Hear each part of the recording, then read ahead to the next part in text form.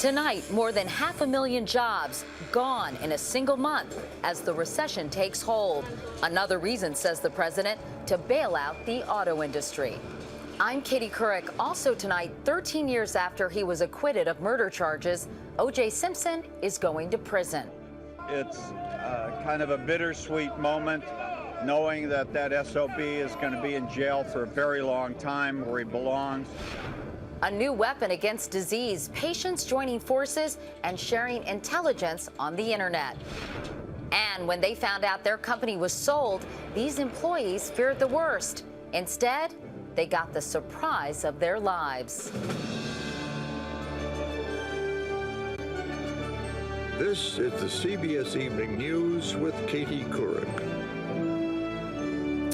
Good evening, everyone. The numbers are staggering. Jobs vanishing at a rate of 1 every 5 seconds. The Labor Department reported today that unemployment jumped to 6.7% in November as the economy lost 533,000 jobs, the biggest one-month loss in 34 years. We are in a recession, and no one knows how deep it will go or how long it will last. Here's Anthony Mason. Across the country, in nearly every industry, the country hemorrhaged jobs. With more than 500,000 layoffs in November, we've now lost 1.25 million jobs in just the past 3 months. These numbers are horrific, and I think we can expect to see some very scary headlines for some time to come. Construction lost another 82,000 jobs, manufacturing 85,000, and the service sector 370,000, a sign that retailers have cut way back on holiday hiring. Today's job data reflects the fact that our economy is in a recession. A recession that is only deepening and likely to take job losses even higher. Are we talking about an 8% unemployment rate, a 9% unemployment rate? Yes, you have to get prepared for 8 and 9% unemployment rate. Economist Lakshman Achuthan. In other words, this could be the worst recession in the post-war World War II period. Already in this first week of December, AT&T announced 12,000 layoffs. Was everybody kind of expecting this, you think? No. Well, no one yes, but the economy. All the other big companies are reducing the workforce. The drivers of the economy, Achuthan says, are still downshifting rapidly. We've been in this recession for a year already. How long can it last? There's no rules. There's no rules on how long this recession can last. The longest we've seen in the post-war World War II period is 16 months. There's a very good chance this will break that record. Another 600,000 workers saw their full-time hours cut to part-time in November, as the average number of hours an employee worked in a week fell to a record low. Katie, we haven't seen this kind of job destruction in the economy since 1945. All right, Anthony Mason. Thank you, Anthony. The tight job market is turning out, meanwhile, to be good for the U.S. military. Cynthia Bowers reports it's making it easier to recruit and keep servicemen and women. Do solemnly swear. Do solemnly swear that I will support and defend. In downtown Dallas today, new recruits pledge to protect and defend their country. Against all enemies. Part of a growing number who find in uncertain times patriotism pays. Unemployment rates are going skyrocket, and when you're looking at how bad unemployment rates are, I think you find yourself kind of going, oh, what do I do now? It's even part of the recruiter's arsenal. In today's market where jobs are being shed and people are losing their jobs, the Navy is still hiring. And the pitch may be paying off. The Army led all 4 branches of the military this past year as they exceeded recruiting goals. And it's not just new recruits. The Army also surpassed its goal for retaining men and women already serving by 14%. Today, Kevin Bond signed his re-enlistment papers. The Sergeant First Class could have retired tomorrow after 20 years in the Illinois National Guard. Until the economy changed and things started to turn around, I'm in it for the long run. Sergeant Matthew Stern has also re-signed. He says patriotism means more than a paycheck, but admits the Army is a great place to prepare for any career. You got the benefits at your medical and dental benefits, and you're getting the skills to lead people. The military says the economic downturn is too recent to be the sole reason behind the recruiting surge, but acknowledges it helps. What more difficult economic times give us, I think it's an opening to make our case to people that we might not otherwise have. And if we make our case, I think we can be successful. Successful recruiting comes at a critical time for a military stretched between two wars and for soldiers hoping to secure their country and their own economic futures. Cynthia Bowers, CBS News, Fort Riley, Kansas. A lot more jobs will be lost if one or all of the big three U.S. automakers go under. And President Bush today urged Congress to take action. And there's late word the president's chief of staff, Josh Bolten, was on the phone today with House Speaker Nancy Pelosi talking about a compromise. Meanwhile, Cheryl Atkinson reports company executives were back on the Hill pleading for a bailout. As the auto executives arrived for a second day of hearings, the sense of urgency grew stronger. Hey, we're running out of time. I don't know if you sense it as I do, but you're all telling us you're within 25 days of bankruptcy. Of the $34 billion, the car companies told Congress they could survive with $12 billion in the short term. Chrysler needs $4 billion, and GM needs $4 billion now and $4 billion more at the end of January. Ford says it can manage on its own until at least the end of March. We believe this is the least costly alternative, considering the depth of economic crisis and options we face. The automakers are also trying to qualify their finance companies as banks to get separate taxpayer money from the $700 billion bailout that's being used to buy bank shares. That didn't sit well with some in Congress. I mean, you're there to make cars, not to run a banking operation. That's part of the bailout, so you can become a commercial bank? Your job is to make cars. Another asked whether the automakers have an unfair advantage because they spend so much on lobbying. There was a report on CBS News last night that you gentlemen have spent roughly somewhere north of $50 million on lobbying fees for the first 9 months of this year. Clearly, you have people that you can afford to represent you in Washington, D.C. A small business can't. They had no response to that. So where do things stand right now? A majority in Congress probably agrees the car companies should get some sort of public help, but as of tonight, no single path has enough support to get that done. So that's what party leaders are working on. Katie? All right, Cheryl Atkinson reporting from Washington tonight. Now to the continuing saga of O.J. Simpson. It took a turn today that led right to prison. A judge in Las Vegas gave Simpson, who is 61, what could amount to a life sentence as much as 33 years behind bars. He won't have his first chance at parole until he is 70. Here's John Blackstone. In handcuffs and shackled, O.J. Simpson stood in the Las Vegas courtroom to make a final plea for leniency before being sentenced. I am sorry. I didn't mean to steal anything from anybody, and I didn't know I was doing anything illegal. 2 months ago, Simpson was found guilty of kidnapping and robbery. Jurors saw security camera video of Simpson and 5 others carrying boxes through a Las Vegas hotel.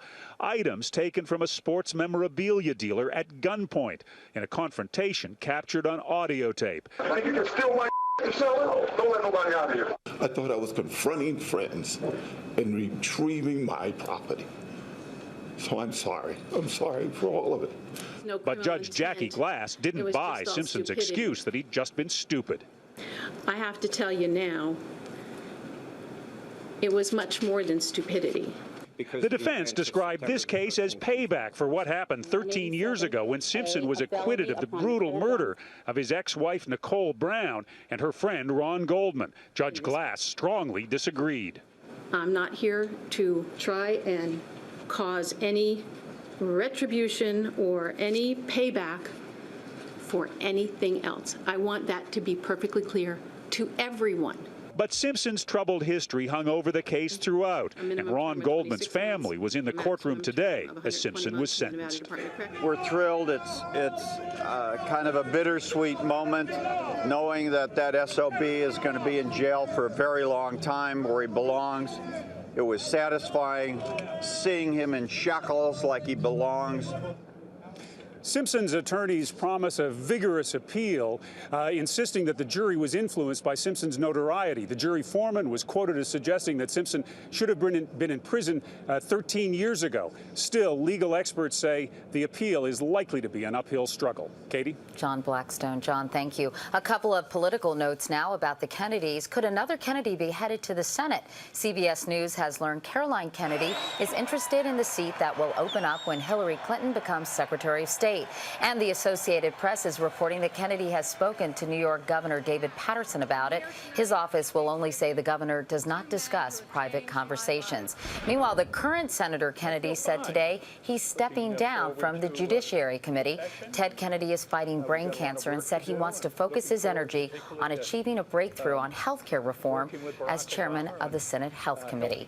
Coming up next, right here on the CBS Evening News, a new approach to fighting illness. Patients helping other patients through the internet.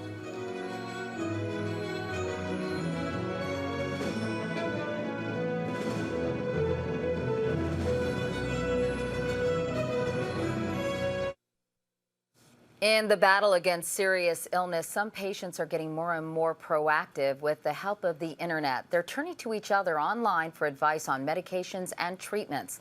CNN's Dr. Sanjay Gupta, a CBS News contributor, teamed up with our partners at Business Week to examine this new approach as we conclude our series, Second Opinion, Medicine Online.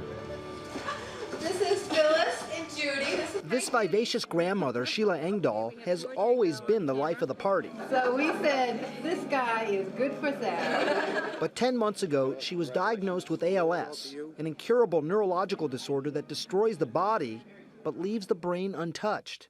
With the moral support of her friend Sue McGovern, she agreed to talk to me. I was devastated.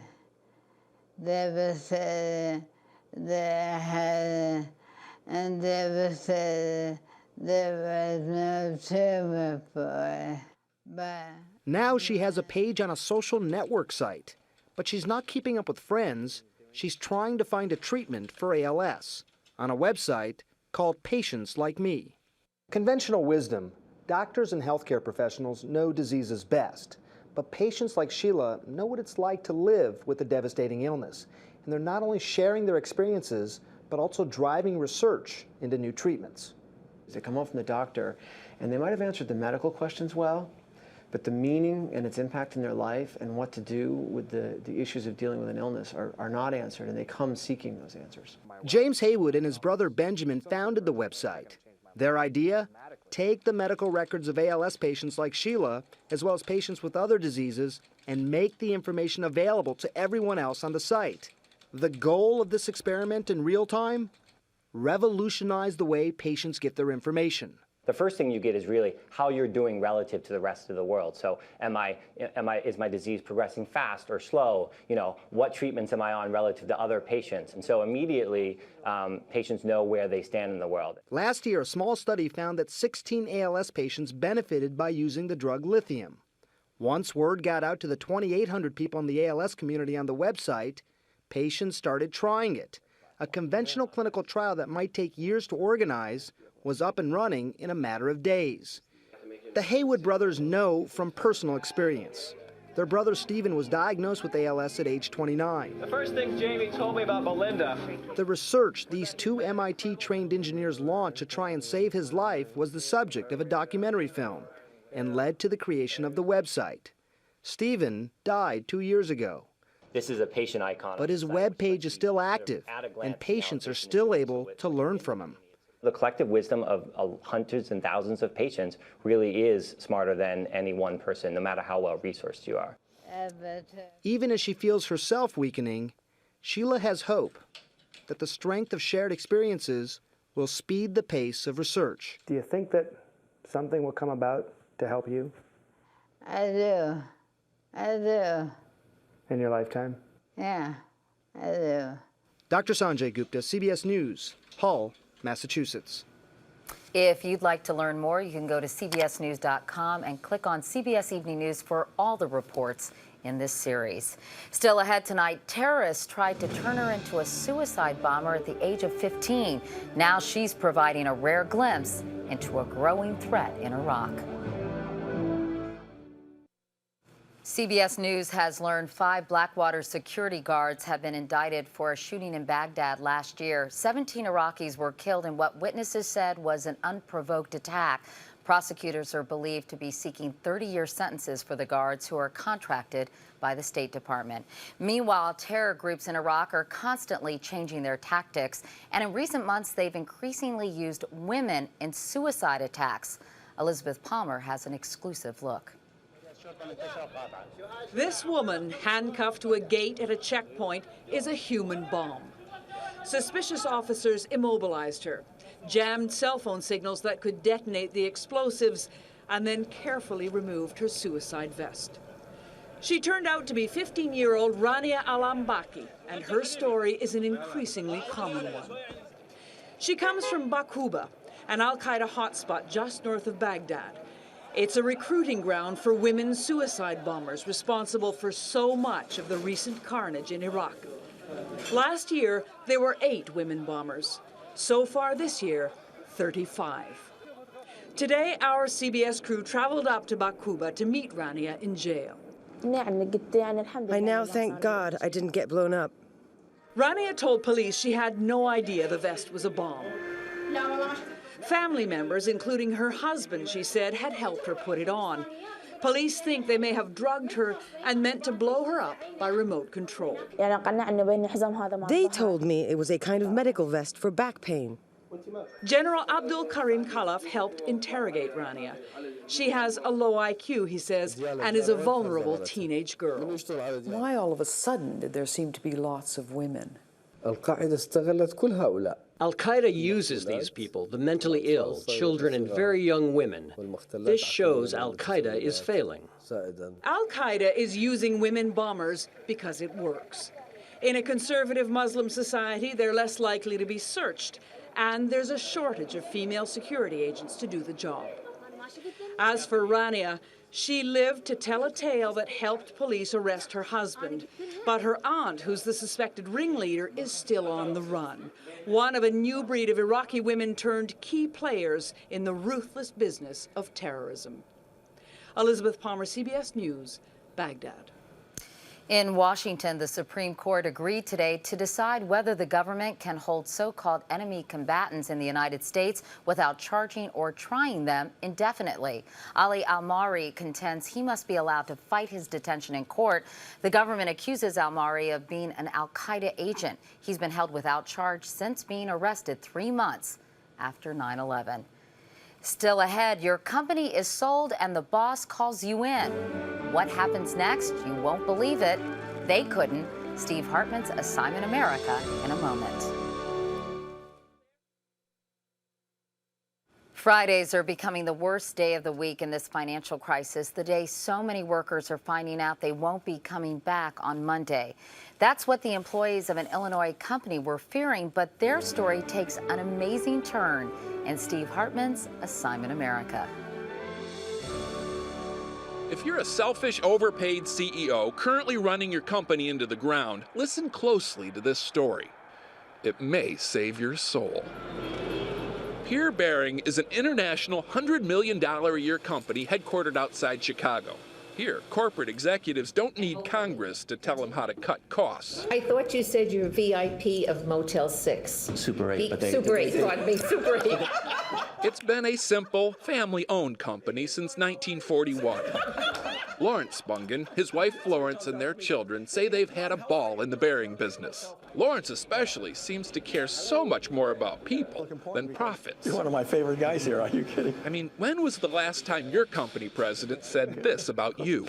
He's my buddy. You're kidding? I love this guy. When was the last time you said this about your company president? They treat us like one member of their family. How can you not have loyalty to the people who got you to where you are today?